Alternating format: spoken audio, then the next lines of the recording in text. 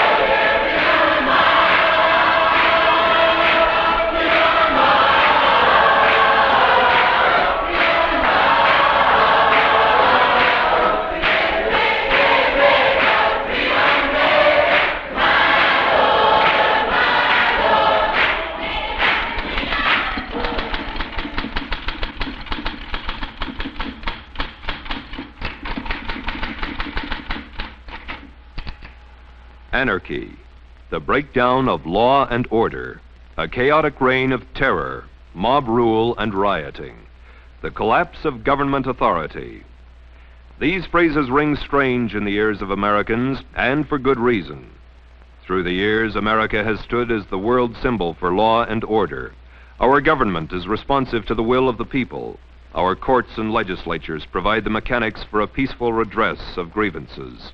And the policeman on the corner has traditionally been looked upon as a friend, not as the instrument of a tyrant.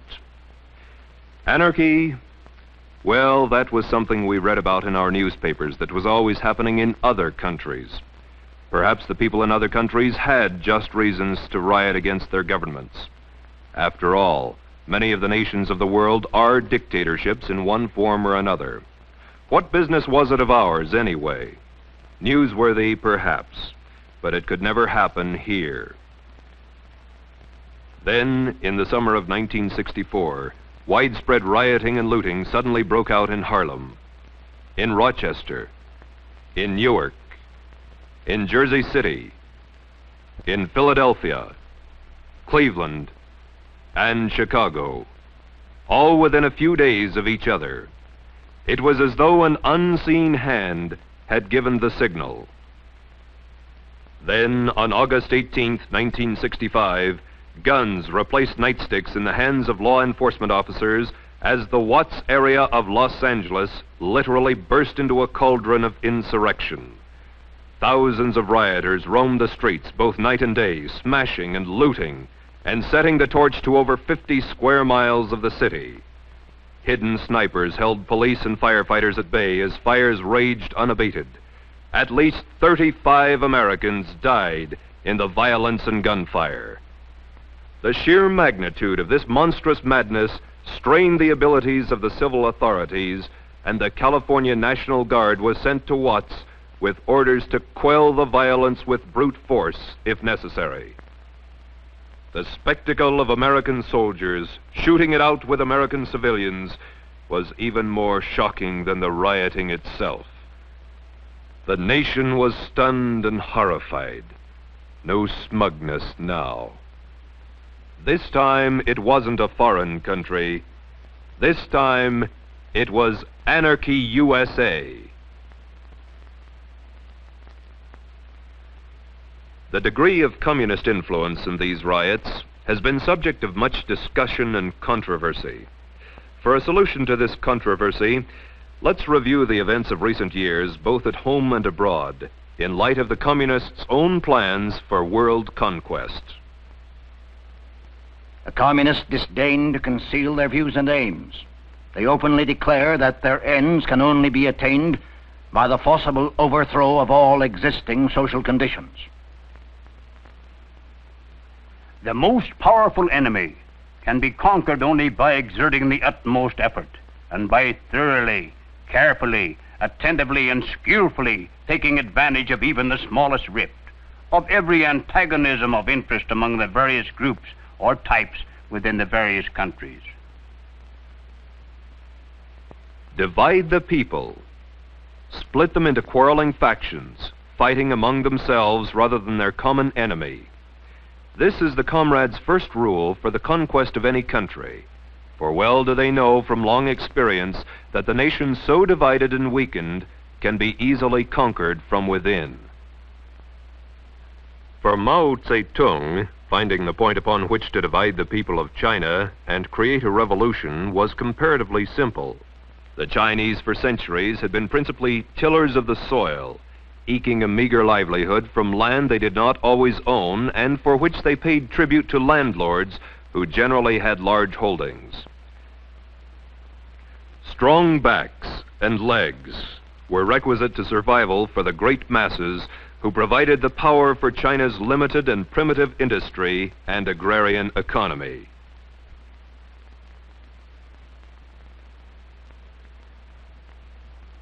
A new regime promised reforms, but the communists were not interested in reform. They were dedicated to revolution. Because of the dissension and sabotage created by the insurrectionists and the reticence of some of the landlords and merchants to change the established traditions, the reforms were slow in coming. And so the rich and well-to-do were inclined to stay rich and well-to-do, and the lot of the poor fared only slightly better. And a minority of the Chinese peasants accepted the idea so subtly planted and avidly nurtured by the communist leaders. The so-called enemy of the people had been identified. It was the landlord. He was the cause of the misery and injustice, and so the point of division for the Chinese people was established.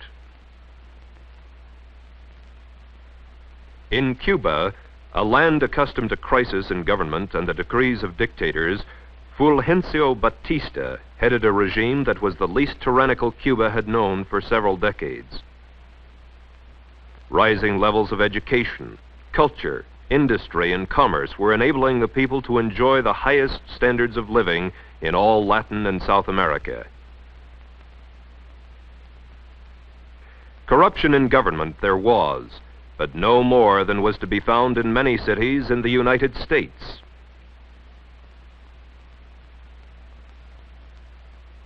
Fidel Castro, a young, well-trained communist revolutionary with much experience, seized upon the issue of corruption in government as he undertook the creation of his revolution.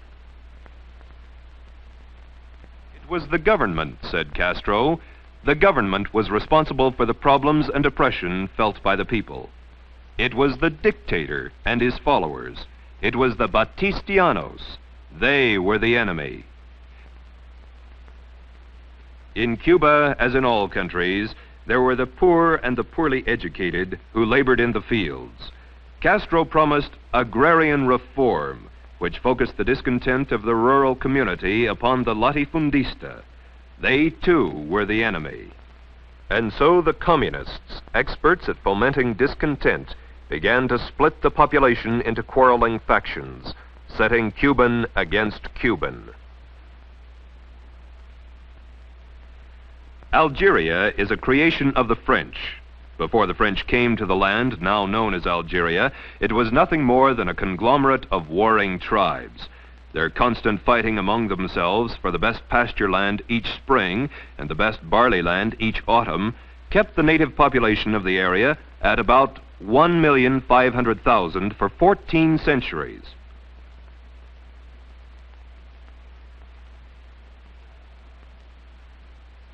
Today, after little more than 100 years of French rule, the population of Algeria stands at about 9 million. Under French dominion, the Algerian nation grew and prospered. The two cultures of Islam and Christianity were working together to create a good life. In the early 1930s, the dissident voice of the communist was heard among the people. At first it whispered, "The Algerian nation is not France, cannot be France, and does not wish to be France. Independence is the natural right of all peoples." As the seeds of disunity began to germinate, the dissident voice was heard more loudly to proclaim, "Islam is my religion, Arabic is my language, Algeria is my fatherland." And so too in Algeria were the issues that were to divide the people clearly defined. It was to be Muslim against Christian, Arab against European, Algeria against France. The enemy was personified as the Colon.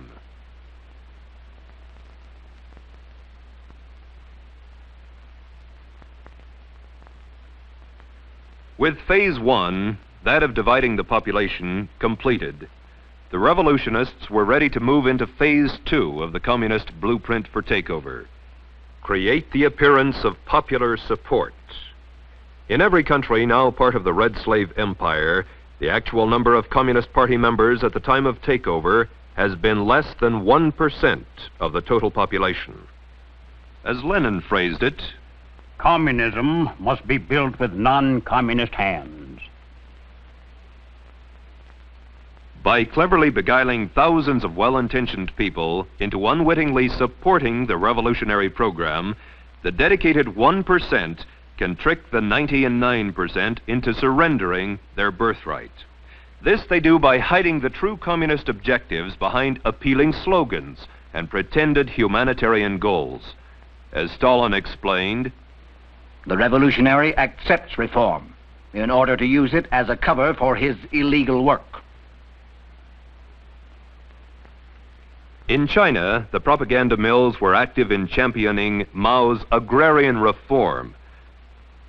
The propagandists portrayed in vivid detail the hardships and injustices of the Chinese peasant.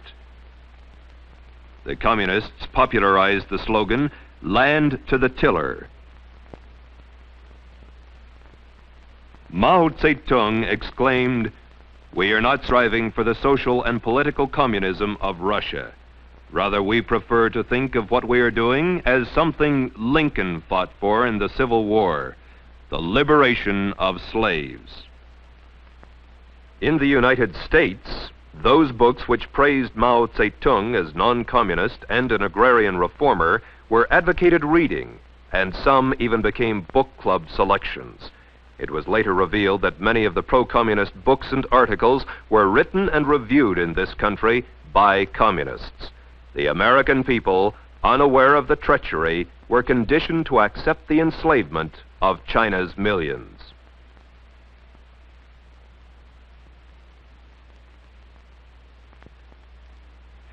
Cubans rallied round the slogan, "Patria o muerte." But perhaps the most widely used slogan was the one later to be used in Haiti and Venezuela, and still later in English in the United States. "Venceremos. We shall overcome." Early in the revolution, Fidel Castro sought to reassure the people of the true nature of the uprising. I have said very clearly that we are not communists. Our revolution is a humanistic one. The press of the world sang the praises of Fidel Castro. Many eulogized him as the savior of Cuba. In the United States, Castro was referred to as the Robin Hood of the Sierra Maestra, that he pursued the same policy of taking from the rich and giving to the poor. The nation's press was quick to report, "This is not a communist revolution in any sense of the word, and there are no communists in position of control. The only power worth considering in Cuba is in the hands of Premier Castro, who is not only not communist, but decidedly anti-communist." And so the Cubans and the Americans and the rest of the world were reassured that there was no infidel in Fidel. In Algeria, more land was owned by Muslims than was owned by the Europeans. Yet the propagandists claimed that the poor Muslims were being oppressed by the wealthy European landowners. The call was for Muslim unity. It was oppression, colonial oppression, the Muslims were to fight. It was to be a holy war in God's cause. The insurrectionists declared that Algerians were an oppressed people living under a tyrannical colonial government, and therefore their revolt was a war of liberation. Since all Algerians held full French citizenship, both Muslim and Christian majorities regarded the idea of liberation as ridiculous. Ahmed Ben Bella, leader of the revolutionists, and 4 companions were arrested by the French and confined as political prisoners. Ben Bella later escaped to Cairo, where he and others set about the task of convincing France, the world, and the Algerians that Algeria needed to be liberated. Then started a systematic reign of terror designed to intimidate the Muslims into going along with the liberation movement. This book was published by the French army in an attempt to alert the free peoples of the world as to the true methods employed by the communist-led insurrectionists. The atrocities shown here were perpetrated upon the Muslims by Ben Bella's rebels parading under the banner of the National Liberation Front, or FLN.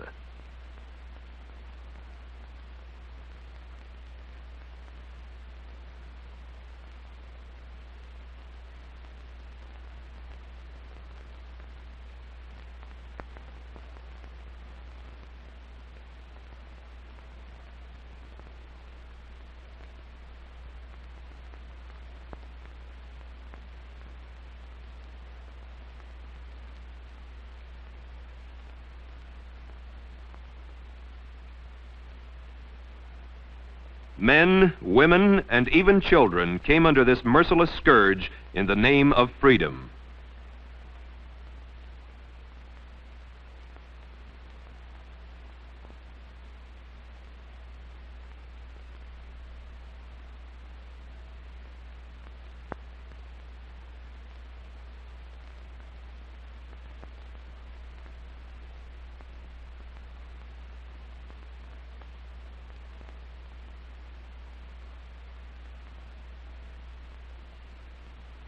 We would never have brought these documents to the notice of public opinion had the torturers not chosen to depict themselves as victims, had the criminals not been transmuted into accusers.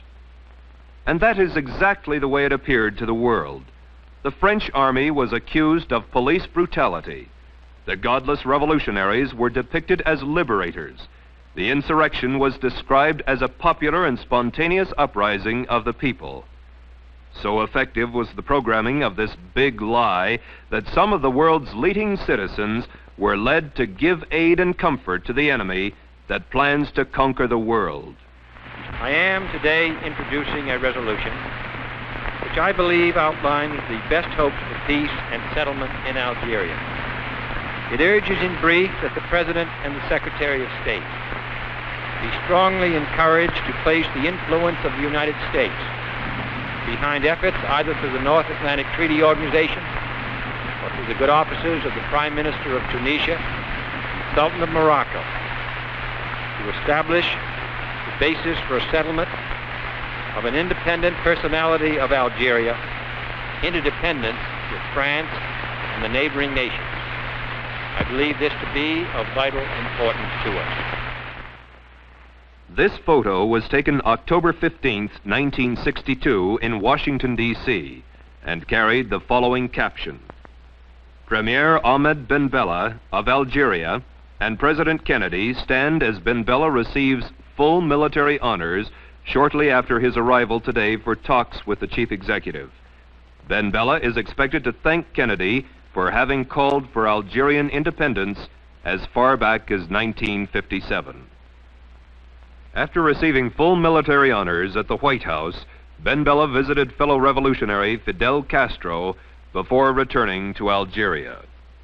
In April of 1964, Americans read in their newspaper, "Far more important facts are that Premier Ben Bella, though very much a dictator, is not a communist." 1 month later, in May of 1964, Ben Bella was awarded the Lenin Peace Prize in Moscow. 2 months later, in July 1964, Communist Ben Bella declared, "We solemnly reply here that our socialism stems from Islam. We repeat before world opinion that we are not communists."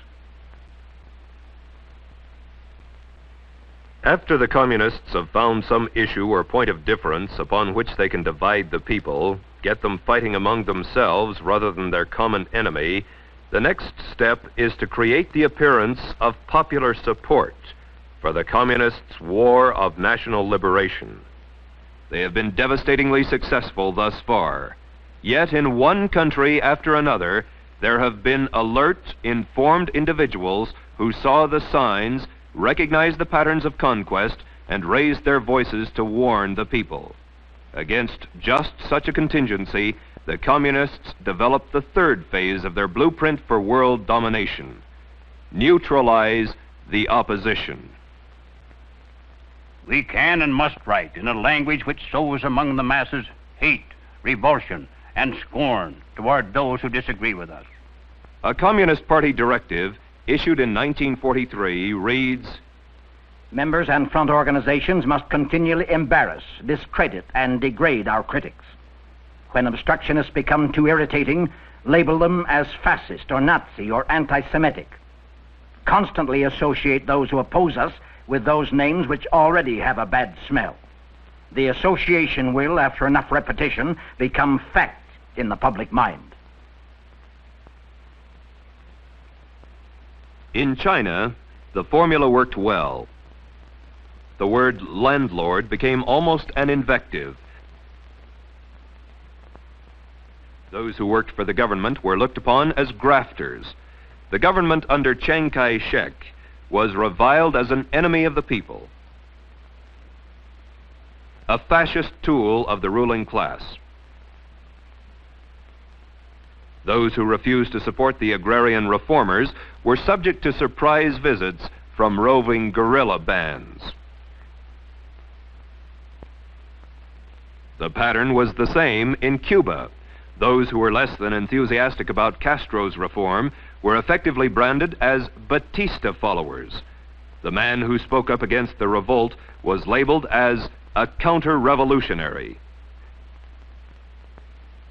Algerians who saw through the fraud and endeavored to warn the nation or their neighbors were vilified as extremists, colonialists, racists, fascists. Torture, death, and the fear of torture and death were also most effective weapons against those who might resist the tyrannical takeover. The number of atrocities committed in the name of freedom upon the Muslim people averaged nearly 20 per day for every day of every month for 7 years. The next step in the communist strategy is the most easily recognized, for it consists of the tactic of getting masses into motion, and thus precipitating mob violence. Master psychologists that they are, the communists know that once the masses are in the streets, it's not too difficult to convert an orderly demonstration into a full-scale riot. They know, too, that when rioting occurs, police and military forces of the government must move to restore law and order, and thus they have the first visible signs of revolution. Riots, demonstrations, street battles, detachments of a revolutionary army. Such are the stages in the development of the popular uprising. The official constitution and program of the Communist Party stated in 1921, "The Communist Party will educate and organize the working masses for mass strikes and mass demonstrations. It is through struggles that the working masses are prepared for the final conflict for power. As these strikes grow in number and intensity, they acquire political character through unavoidable collision and open combat with the capitalistic state. Mass action culminates in insurrection and civil war." In 1964, a communist document taken from the Viet Cong stated, "Get the people out into the streets. Quarrels should be provoked.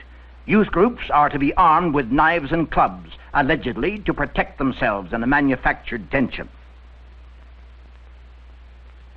In China, as in all countries, the communist appeal was aimed primarily at students, young, idealistic intellectuals, most of whom came from wealthy families who could afford to send them to school. It was from this group that the young communist recruits came who later provided the leadership and backbone for the armed conflict to follow. In Cuba, leftist-oriented students were the vanguard of the organized street demonstrations. Once the masses were in motion, that tenuous line between demonstration and riot, between nonviolence and violence, was easily obliterated. As law enforcement officers sought to restore order, police brutality became the cry of the insurgents. Algeria was more of the same: rallies, demonstrations, marches, and the inevitable flare of violence.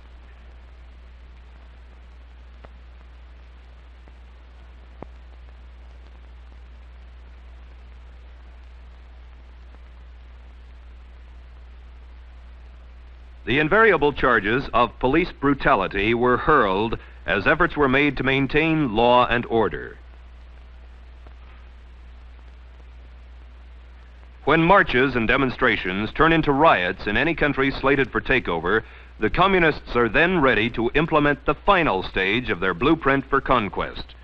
It takes only a handful of armed opportunists, criminals and savages to create the semblance of revolution. Only insurrection can guarantee the victory of the revolution. The purpose of insurrection must be not only the complete destruction or removal of all local authorities and the replacement by new, but also the expulsion of the landlords and the seizure of their lands. Chiang Kai-shek's nationalist forces had long been fighting the communist-inspired insurrectionists of Mao Zedong when the Japanese invaded the mainland of China. With the end of World War II and the defeat of the Japanese, the United States pressured Chiang into forming a coalition government with the communists. Through a coerced truce and enforced arms embargo, the U.S. disarmed more than 30 divisions of Chiang Kai-shek's nationalist troops. On the other hand, the Chinese communists fell heir to all the arms left by the defeated Japanese, and with the help of added armaments from Russia, Mao was soon able to ride in triumph throughout China and give 400 million Chinese agrarian reform, communist style.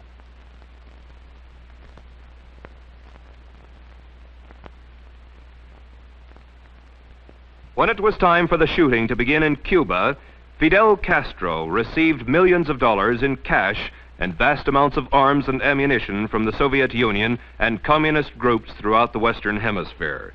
At the crucial time in Castro's bid for power, the United States State Department declared an arms embargo against Batista's government, refusing to deliver even the arms that had already been paid for and were awaiting shipment. Yet, on the other hand, revolutionary sympathizers were delivering men, arms, and ammunition to Castro daily from the United States. In Algeria, Ben Bella's rebels were fighting their war of liberation with guns and ammunition sent to them through Tunisia and Morocco by the communist bloc countries. And just as the revolution was coming to a head, a slight change in the overall strategy was instituted. In 1958, France's President Charles de Gaulle came to Algeria, declaring with outstretched arms, "I have understood you. I declare that from this day forward, France considers that in the whole of Algeria there is only one category of inhabitants, that there are only Frenchmen in the full sense." De Gaulle called for the people to vote on the question of independence for Algeria, and the majority voted to remain French citizens, an integral part of France. De Gaulle said, 3.5 million men and women have cast their votes of confidence. This is a fact that commits France and Algeria to each other for all time. 2 years later, in 1960, the same French president, Charles de Gaulle, was heard to ridicule the Frenchization of the Algerians and to talk of an Algerian Algeria. It didn't take the leaders of the Army of Liberation long to change the talk of an Algerian Algeria into slogans demanding a Muslim Algeria.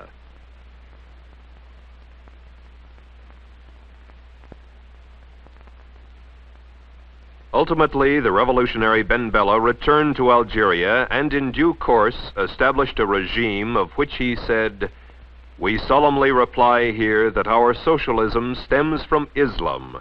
We repeat before world opinion that we are not communists."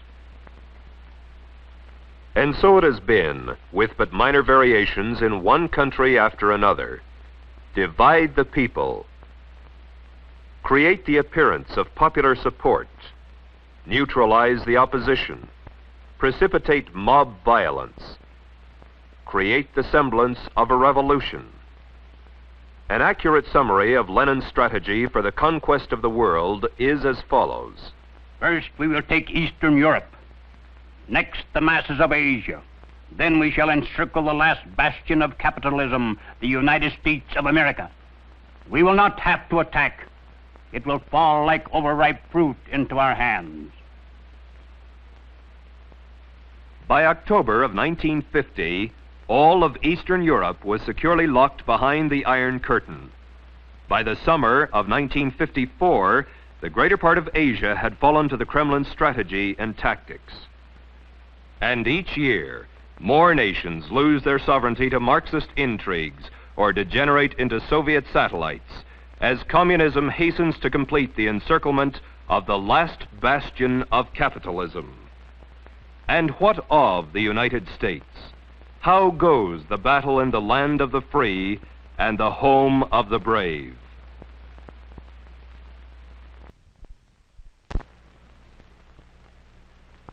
The communist plan for the conquest of the United States was explained to the American comrades by Moscow's agent Joseph Pogany, this country by Stalin for the revolutionary movement.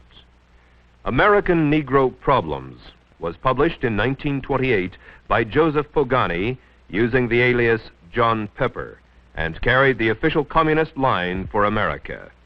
The Workers' Communist Party of America, in its fight against imperialism, must recognize clearly the tremendous revolutionary possibilities of the liberation movement of the Negro people.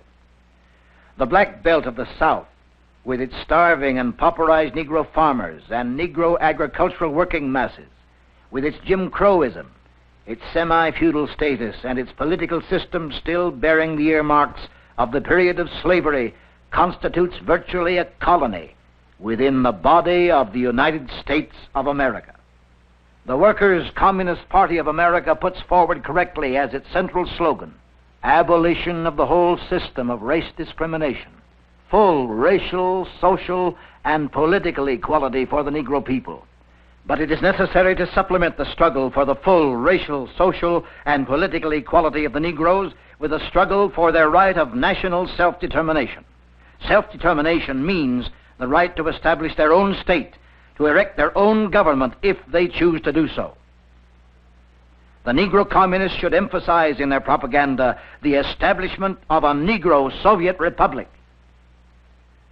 In 1934, the communist writers James W. Ford and James S. Allen further defined the Soviet Negro Republic. The actual extent of this new republic would in all probability be approximately the present area in which the Negroes constitute the majority of the population. In other words, it would be approximately the present plantation area.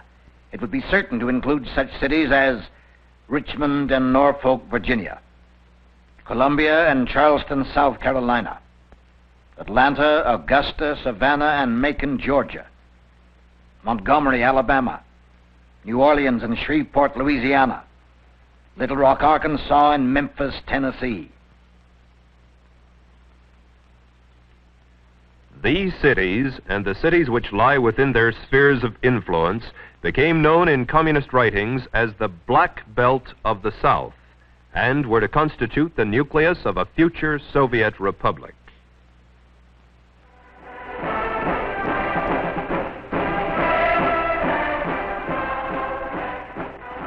At the National Convention of the American Communist Party, held in New York City in June of 1940, James Ford, the Communist Party candidate for the Vice Presidency of the United States, said, "For the Negro in the South,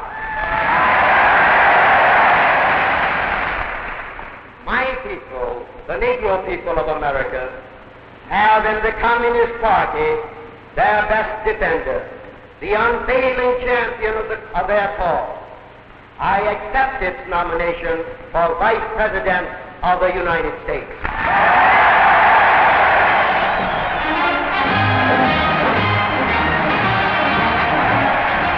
By this time, the communist champions of the Negro race had hidden the revolutionary ideas and slogans for a Soviet Negro Republic behind the humanitarian banners of jobs, security, civil rights, and peace.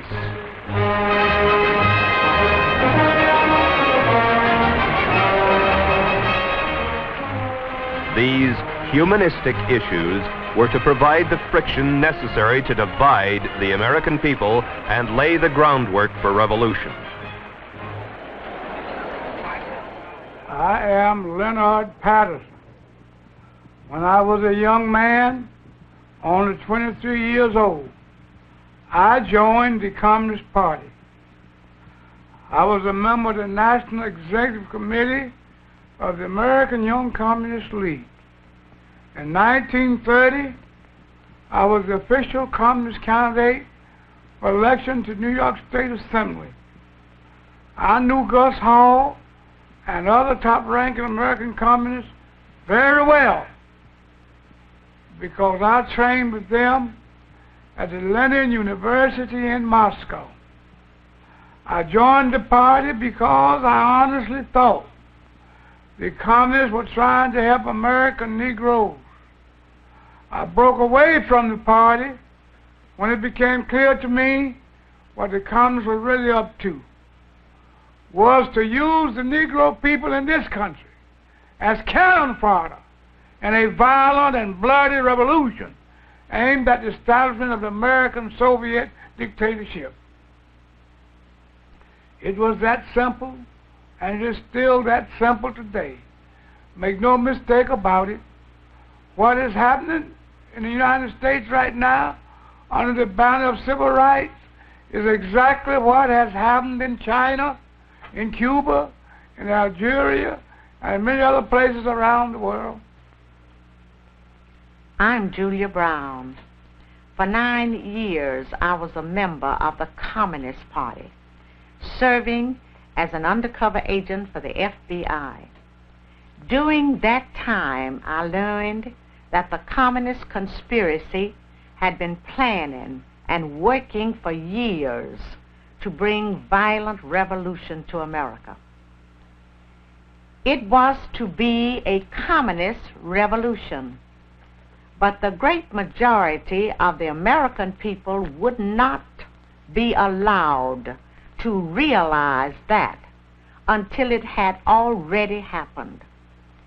If all goes according to the communist blueprint, Americans will believe that the chaos and violence has something to do with civil rights. Our enemies were quick to find our weakest point for their attack. They knew that racial differences could provide them with an excellent wedge to divide our people. Their strategy simply has been to keep hammering on that wedge, to drive it deeper into our social structure, to open all wounds that have long since healed, and deliberately to create new ones wherever they can. Now he acted like a good nigga for the white folks. But I tell you, I don't want to even be around no more good niggas. I'm with them, no good Negroes. That's what they call Rodriguez, a good Negro. I want to be with the bad niggas, because I know what's happening with the bad niggas. That's where I want to be. I want to be with the niggas. I want to be with the bad niggas that don't want to ride on the back of the bus no more. And this is what Elder Davis will call you. And the bad niggas is not going to work for $18 or $20 no. I want to be for the bad niggas who going to register and vote. I want to be for the bad niggas going to swim on any God's beach where water is flowing. I want to be with this type. Lyndon Johnson is the biggest nigger lover in the United States. Amen. He may think that he can use his Justice Department with Bobby Kennedy at the head of it, and he may think that he can use J. Edgar Hoover and the FBI and the Army to force us white people here in St. Augustine and other parts of the nation to mix up with niggers. But if he sends troops in here and puts a bayonet behind every one of us, we still will not mix up with a bunch of black savages. I'd like to say, in a real sense, not fellow freedom fighters, but fellow slaves. For we all are slaves, not only in this society, not only in this community, but all over this nation and all over the world. What you're doing here is very significant and it's very important. Then you follow up your friends and acquaintances and ask them if they want to help put this fight over to save this country from the onslaught of integration. You know the system is they want to throw white children and colored children into the melting pot of integration, out of which will come a conglomerated, mulatto, mongrel class of people. Both races will be destroyed in such a movement.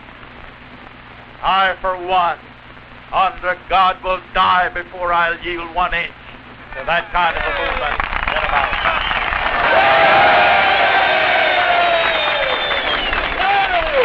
But not only has the black man got a champion, they call him Martin Luther King, we call him Lucifer.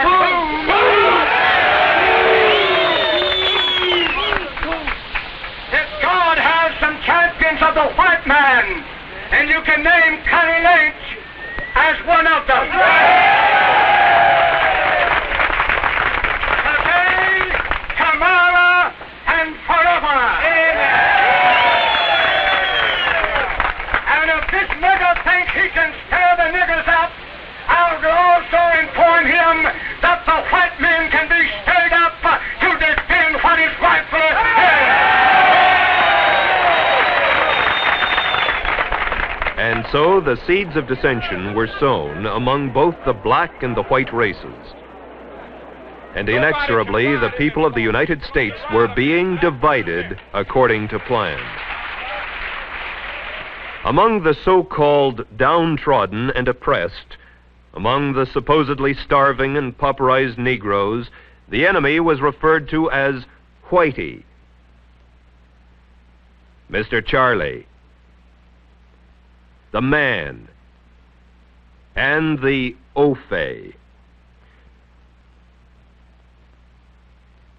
Phase 1 was well on its way. Now it was time to implement Phase 2, create the appearance of popular support, beguile the people of the United States and the world into believing the pious fraud that the civil rights uprising, led by a handful of agitators, was a popular movement of the whole Negro race in the United States.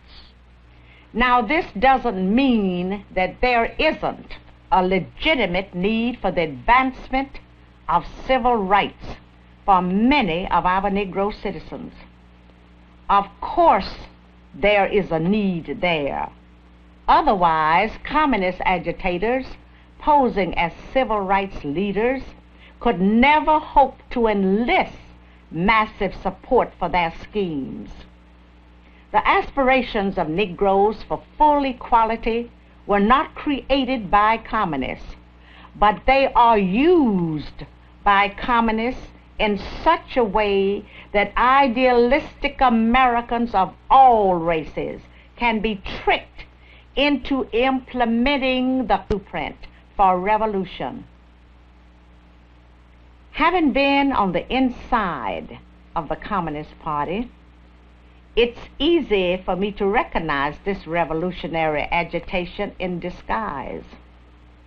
But the average American finds it's hard to believe that something as worthy and noble sounding as a civil rights movement could possibly be a communist maneuver. Communism must be built with non-communist hands. The revolutionary accepts reform in order to use it as a cover for his illegal work. By concealing the true communist objectives behind appealing slogans and pretended humanitarian goals, the conspirators are able to dupe hundreds of uninformed opportunists and misguided idealists into supplying the non-communist hands needed in the overthrow of this republic. Thoroughly deceived, some of the Negroes cry for liberation through the slogan, "Freedom Now."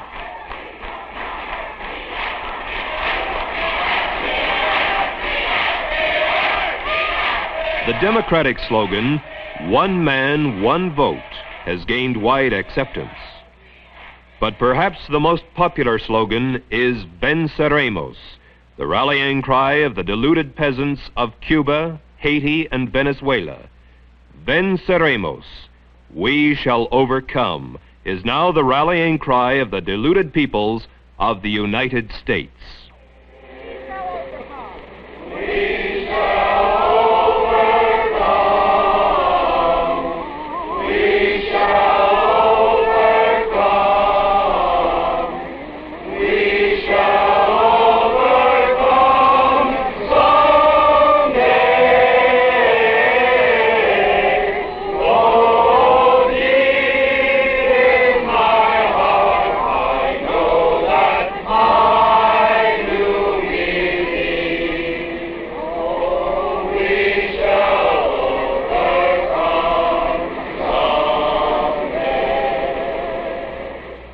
When I was studying communist tactics and strategy in Moscow, my instructors emphasized the importance of using honest grievances and popular slogans as a smokescreen to cover up the true nature of the revolution.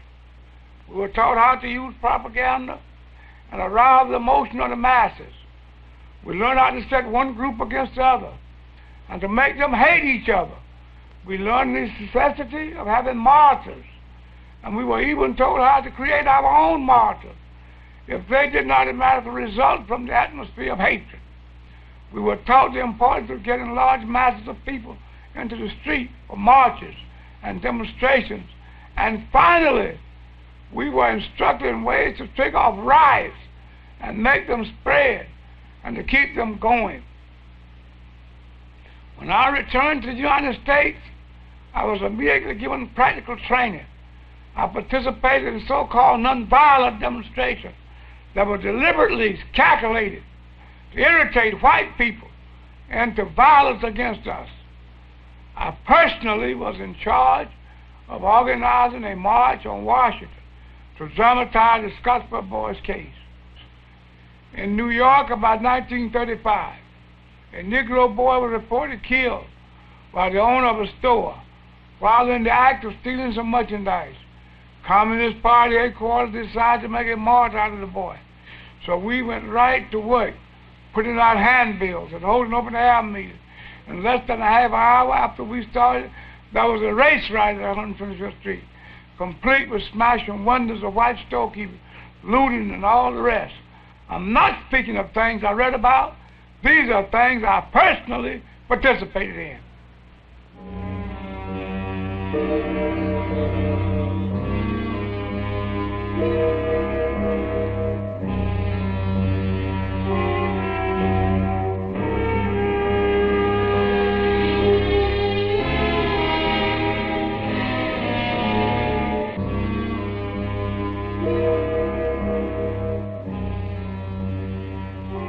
As it was in Cuba, so it was in Algeria.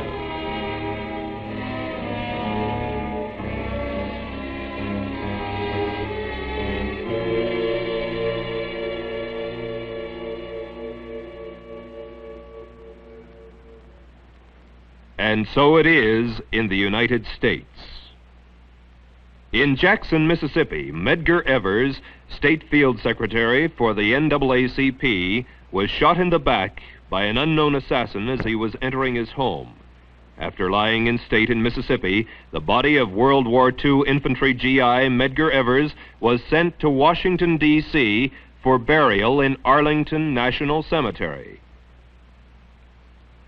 Now a victim of the very communist agitation he had helped promote, Medgar Evers was able to further serve communist purposes by being glorified as a martyr in the supposed fight of the Negro people for freedom and justice. Medgar Evers' remains were buried with full military honors and nationwide news coverage.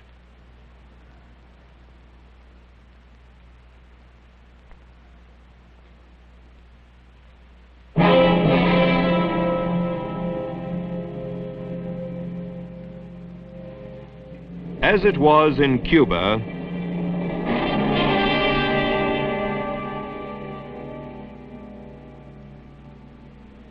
so it was in Algeria. And so it is in the United States. Mysterious bombings by assailants unknown plague the lives and property of the Negro people and serve to intimidate those who might speak out against the conspirators. The bombing of this Birmingham, Alabama church claimed the lives of 4 little girls attending Sunday school. A memorial service was held in Washington, D.C. for the 4 young victims, after which the mourners demonstrated their grief before the White House and the press.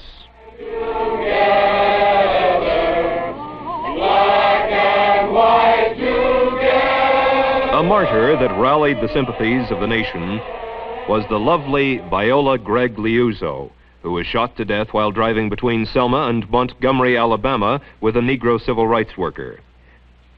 The American press told their shocked readers of her 5 children and husband, and her righteous zeal for justice that caused her to go to Alabama to help the American Negro gain the right to vote. This photo of Mrs. Liuzzo, taken during the Selma to Montgomery march and just prior to her death, points up the fact that the press failed to mention that the photo used to gain the sympathies of the nation was a high school photo taken almost 20 years earlier. That her 5 children were by 3 husbands, and that her name had been removed from Michigan's eligible voter list in accordance with state law because she had not used her voting privilege for 6 years. We were taught how to use propaganda, how to arouse the emotion of the masses. We learned how to set one group against the other and to make them hate each other. We learned to be sensitive to having martyrs, and were even told how to create our own martyrs if they didn't automatically result from the atmosphere of hatred.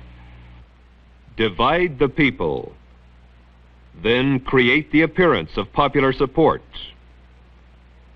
And if any of the alert, informed citizens call attention to the true revolutionary goals behind the humanitarian slogans, move into phase 3 and neutralize the opposition. One effective way to neutralize any opposition is to liquidate it.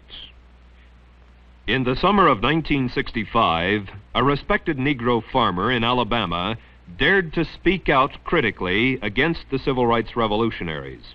In this cabin in late August, 87-year-old Perry Smaw struggled with an assailant who said he had come to get Perry's tongue. The aged Negro's skull was crushed with a cast-iron frying pan, the attacker striking with such force that the skillet was broken. Then the intruder pulled Perry's tongue from his mouth and with a butcher knife cut it off all the way back to the old man's tonsils. Perry Smaw, the man who dared defy the conspirators, died 6 days later. In China, Cuba, and Algeria, terror was also a most effective weapon in intimidating and neutralizing the opposition. And there's another, even more widely used method of neutralizing and paralyzing opposition to communism's conquests. We can and must write in a language which sows among the masses hate, revulsion, and scorn toward those who disagree with us. Members and front organizations must continually embarrass, discredit, and degrade our critics. When obstructionists become too irritating, label them as fascist or Nazi or anti-Semitic. Constantly associate those who oppose us with those names which already have a bad smell. The association will, after enough repetition, become fact in the public mind.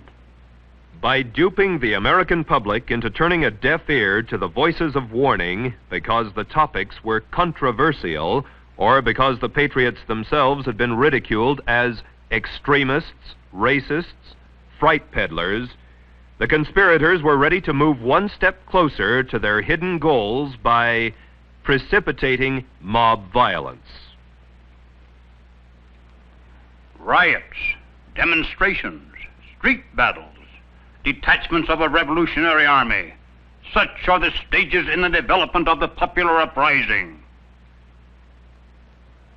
The Communist Party will educate and organize the working masses for mass strikes and mass demonstrations. It is through struggles that the working masses are prepared for the final conflict for power. As these strikes grow in number and intensity, they acquire political character through unavoidable collision and open combat with the capitalistic state. Mass action culminates in insurrection and civil war. You've been studying history, studying civics, but right now you got to put your history and your civics in the streets. You got to make the Constitution real. You got to make democracy real. Since 1960, since February the 1st, 1960, more than 50,000 of your fellow students have been arrested and jailed, beaten, faced police doors and water hoses. Before we see real freedom, before we be able to walk down these streets with a sense of dignity and with a sense of pride and walk in freedom, no doubt there will be more jailings, more beating, more water hoses, more dogs.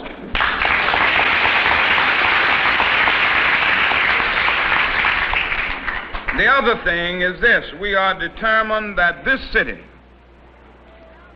will not celebrate its quadricentennial as a segregated city if that celebration takes place.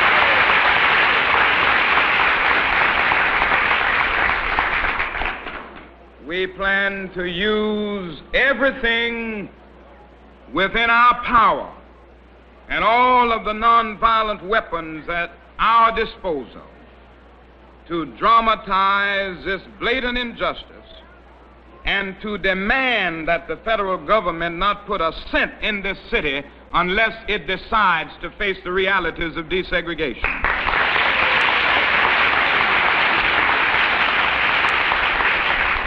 Right time, when Martin Luther King said march, we're going to have our marching shoes.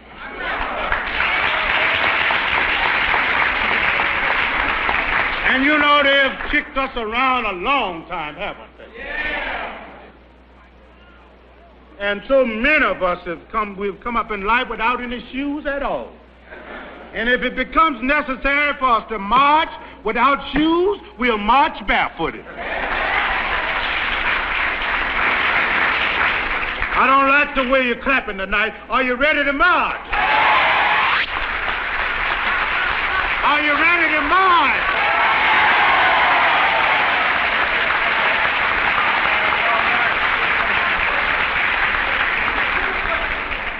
Then we are not afraid of dogs. Are we, children? So many of us, we were raised up with dogs. And we have had to live the life of dogs right here in the United States of America.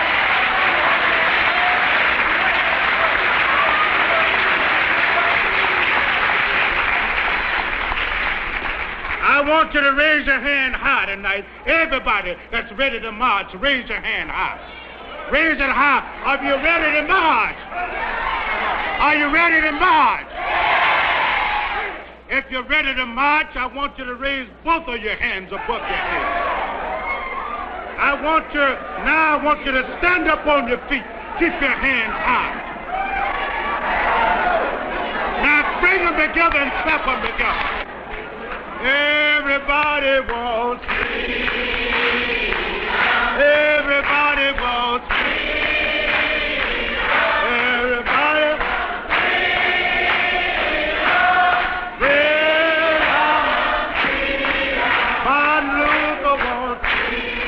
And so, many were tricked into helping create the appearance of popular support for a conspiracy that hid its true objectives behind appealing slogans and humanitarian goals.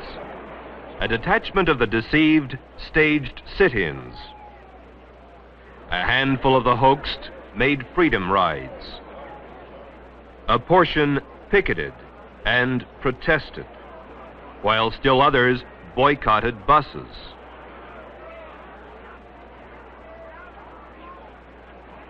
And then more of the deluded mobs marched and demonstrated. As it was in Cuba, where the leaders of the humanistic revolution marched with arms locked in camaraderie, so it is in the United States, where the leaders of the freedom movement march with arms locked in brotherhood. As it was in Cuba, where the comrades marched arm in arm to shouts of "Venceremos," so it is in the United States, where the brothers march to the strains of "We Shall Overcome." We shall overcome. We shall overcome someday. Oh. In 1965, Martin Luther King explained the purposes of the marches and demonstrations as follows. The goal of the demonstrations in Selma, as elsewhere, is to dramatize the existence of injustice and to bring about the presence of justice by methods of nonviolence. Long years of experience indicate to us that Negroes can achieve this goal when four things occur. First, nonviolent demonstrations go into the streets to exercise their constitutional rights. Second, racists resist by unleashing violence against them. Third, Americans of conscience, in the name of decency, demand federal intervention and legislation. Fourth, the administration, under mass pressure, initiates measures of immediate intervention and remedial legislation. Ready to march with them. I didn't hear from everybody. Are you ready to march? As Martin Luther King said, demonstrators staged a huge march on Washington, D.C. to dramatize their demands. They staged demonstrations across the country. And as Martin Luther King said, violence was unleashed. Then, accordingly, the federal government intervened and a vicious legislative step on the road to tyranny was enacted in the form of the Civil Rights Bill of 1964. Their cause must be our cause too. Because it's not just Negroes, but really it's all of us who must overcome the crippling legacy of bigotry and injustice. And we shall overcome. Black and white together.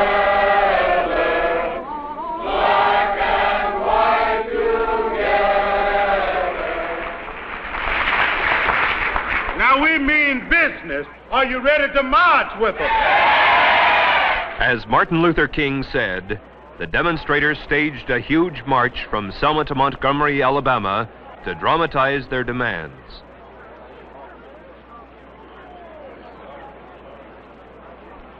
They staged demonstrations across the country. And as Martin Luther King had said, violence was unleashed against them. Then, accordingly, the federal government intervened, and still another vicious legislative step toward tyranny was enacted in the form of the Voting Rights Bill of 1965. And these enemies too, poverty, disease, and ignorance, we shall overcome. Truth shall make us free. Truth shall make us free. I broke away from the party when it became clear to me what the communists were really up to was to use the Negro people of this country as cannon fodder in a violent and bloody revolution aimed at the establishment of an American Soviet dictatorship. Give me that old freedom spirit. Give me that old freedom spirit. It's good enough for me. It was to be a communist revolution, but the great majority of the American people would not be allowed to realize that until it had already happened. If all goes according to the communist blueprint, Americans will believe that the chaos and violence has something to do with civil rights.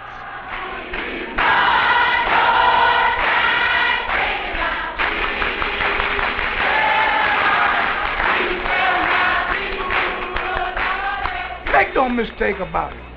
What is happening in the United States right now under the banner of civil rights is exactly what has happened in China, in Cuba, in Algeria, and in many other places around the world.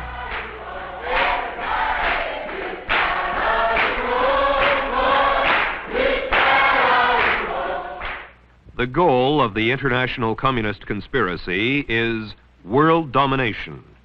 They have thus far been highly successful in accomplishing the step-by-step objectives necessary for reaching that goal. In the United States, the communist plans call for two revolutions at once. A revolution of a supposedly oppressed proletariat or working class against a capitalistic system that is supposed to breed wage slavery, unemployment, poverty, crises, and war. The second revolution is a revolt of the supposedly poor and oppressed Negroes of the Black Belt against the supposed lynching, segregation, social ostracism, and exploitation of the white man. Currently, what the communists call their Negro Revolutionary Movement, now masquerading behind the humanitarian banners of civil rights, is contributing tremendous momentum to the communist plans to take over the United States. Divide the people. Get them fighting among themselves rather than their common enemy. Create the appearance of popular support through a favorable press and the use of terror, intimidation, and the creation of martyrs. Make the world believe the revolution is a popular one, particularly among those being liberated. Neutralize the opposition. When obstructionists to the cause become too irritating, label them as fascist, Nazi, anti-Semitic, extremist, racist, controversial. Precipitate mob violence. Get the mobs into the streets. March and demonstrate.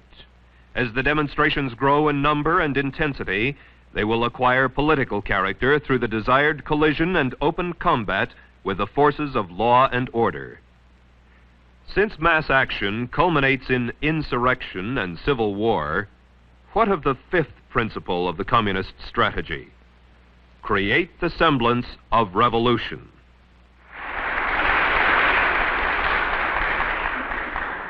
Had not this rotten, fascist, racist cop, lieutenant, that killed a young power boy, had he not killed the boy very well might have died in South Vietnam in the name of freedom. Very well have died in South Vietnam in the name of freedom. In the name of freedom.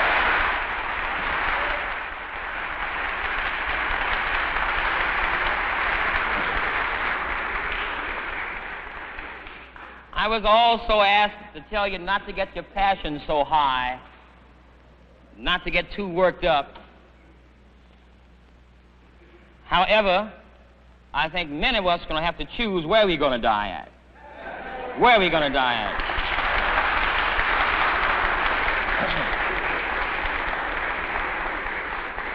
We're going to have to decide whether we're going to die on the streets of the United States or in South Vietnam. I would choose the United States myself. I would choose the United States myself.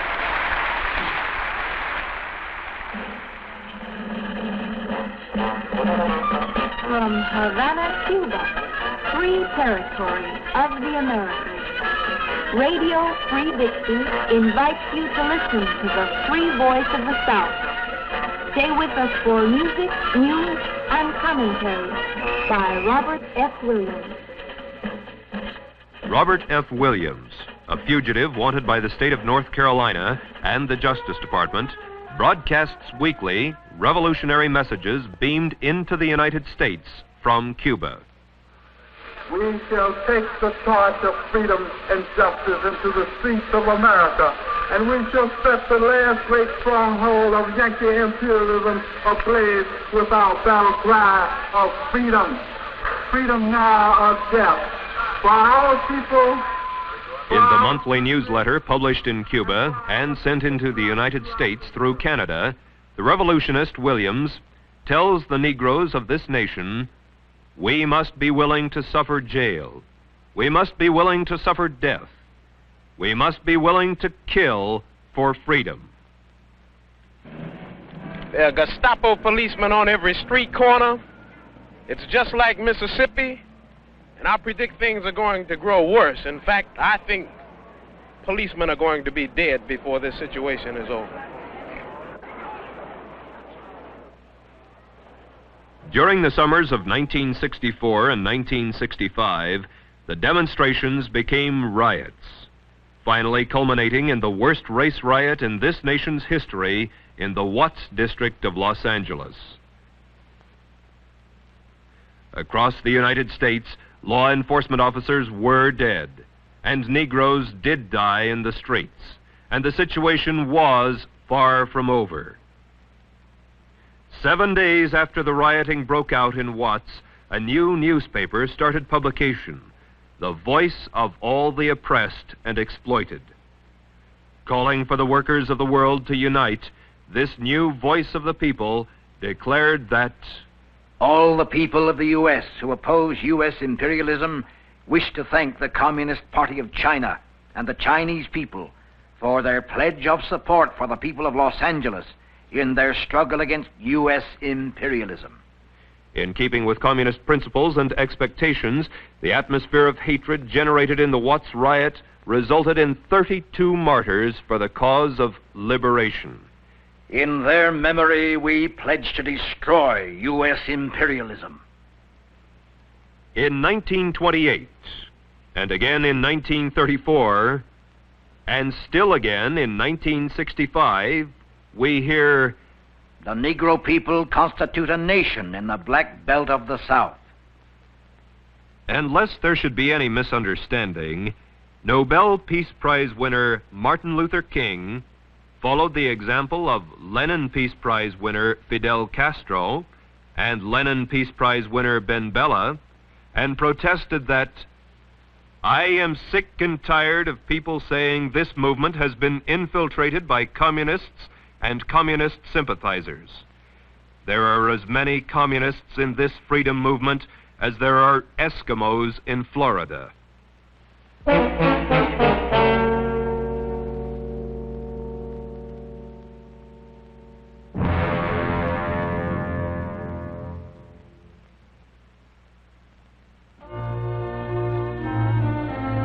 the past hour, we have offered only a brief survey of the material that's available to support the charge that the civil rights movement, as we know it today, is simply part of a worldwide movement organized and directed by communists to enslave all mankind.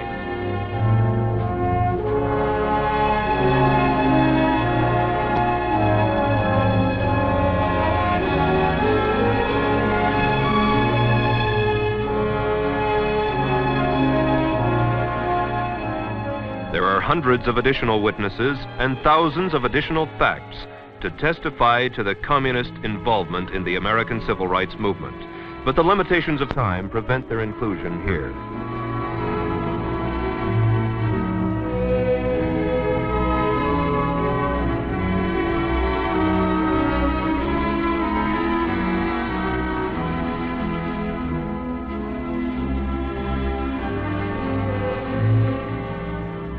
We urge you to continue your studies of these unpleasant truths and gain a more complete understanding of the conspirators' plans to subjugate the United States. Begin by reading It's Very Simple, The True Story of Civil Rights by Alan Stang, The Civil Rights Packet, and the other books and pamphlets on civil rights that are available from one of the American opinion libraries across the nation. We also urge you to resolve first that you will not fall victim to the communist plot to set race against race, American against American. And second, that you will now join with other patriots in a positive program and concerted action to save for our children and their children this once glorious country and humane civilization which we ourselves inherited.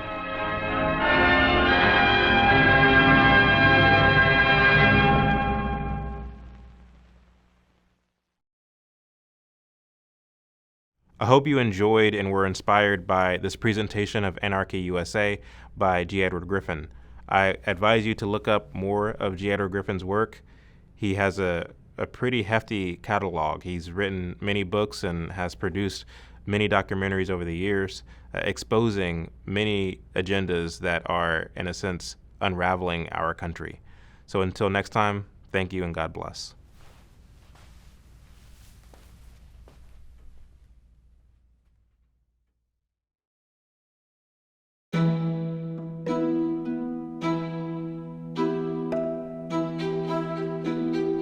When you look at these pictures, you get a sense of what Black life was like.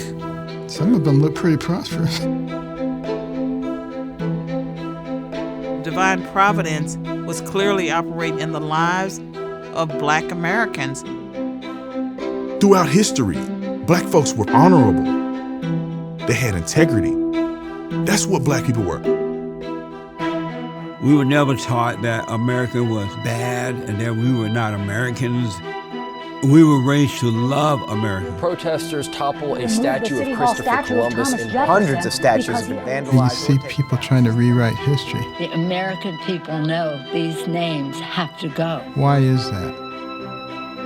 Whenever you have something to be proud of, people have less of a chance of controlling you. This country is racist from top to bottom, from right to left. And for Black people to become a part of that is for them to become, in fact, anti-Black and to hate themselves. Y'all murder my friends!